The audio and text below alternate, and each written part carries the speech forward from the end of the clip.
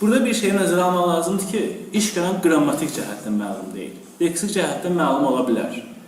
Məsələn, qapı Həsən tərəfindən açıldı cümləsində biz məna olaraq qapının kim tərəfindən açıldığını bilsək də, bu da məchul növdə sayılır. Çünki mübtəda və xəbər, qapı açıldı. Bunların arasındakı münasibətdir əsas. Güləşdi hansı növdə olur? Məlumdur. Məlum. Niyə qarşılıq deyil? Çünki güldən güləş olunur. Gülədən güləş olunur. Bəli, sözün kökü güləş olduğu üçün. Burada şır şəkilçi deyil. Yazışda hansı növdə olur? Qarşılıq birdən. Qarşılıq sürgəli ki, iş var. Salamlaşda hansı növdədir? O da qarşılıq birdən. Niyə? Şəkilçi var. Salam dostlar. Bugün balığa gəlmişik. Hava dəhşət yağışlıdır. Tilovlarımızı atdıq. Gözləyirik. Mən də istədim fürsətdən istifadə edib mövzunun qalan hissəsini də burada izah edeyim. Bir şey yadda saxlamaq lazımdır ki, mübtədası və xəbəri olan bütün cümlələr müəyyən şəxsli cümlələrdir. Yəni, mən gəldim, sən getdin və s. Əgər mübtəda yoxdursa, onların da əksəriyyəti müəyyən şəxsli cümlələrdir. Leksik şəkilcidir. Çünki artıq yeni söz yaranır.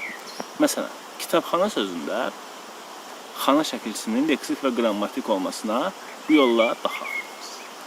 Kitabxana hara? Xana qalmadı sualda. Yəni, nə xana demirik. Deməli, xana şəkilçisi leksik şəkilcidir. Amma desək ki... Bilirsiniz, ehtiyac yoxdur bir deməyə.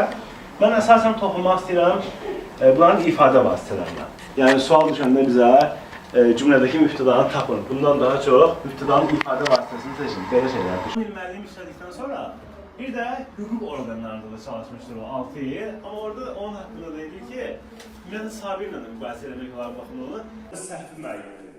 İkinci misradakı isimlərdən biri zaman məzmununu bildirir. Riyaziyyat sözünün quruluşça növü. Əvvəlcə onu deyim ki, bu əslində elə də praktik bir məsələ deyil bizim üçün orta məktəb proqramında. Tərkibi işlənmişdir. Tərkibi olmaq üçün ən azı 2 dənə müstəqil söz olmalıdır burada. A variantında deyir ki, mən olmayanda burada nələr baş verilmiş. Olmaq sözü demişdi ki, müstəqil fe'l kimi çıxış eləməyir çox vaxt. Ramiz Rövşən şeiri, yəqin Ramiz Rövşən yaradıcılığına bələd olanlar bu saat tanıdı şeiri. Sən də daşlamağa özgəsini tap. Məni ömür boyu daşlayan adam. Daha sonra Ramiz Rövşən yaradıcılığında ən sevdiyim 2 misra gəlir. Gilası, mürəbbə, quzunu, kabab, şairi heykəl tərik xoşlayan adam. Əslində bunların yalnız biri doğrudur. Çünki belə iddia edənlər var ki, aşpaz yemək bişirən deməkdir, aşpaz isə aş xoşlayan deməkdir.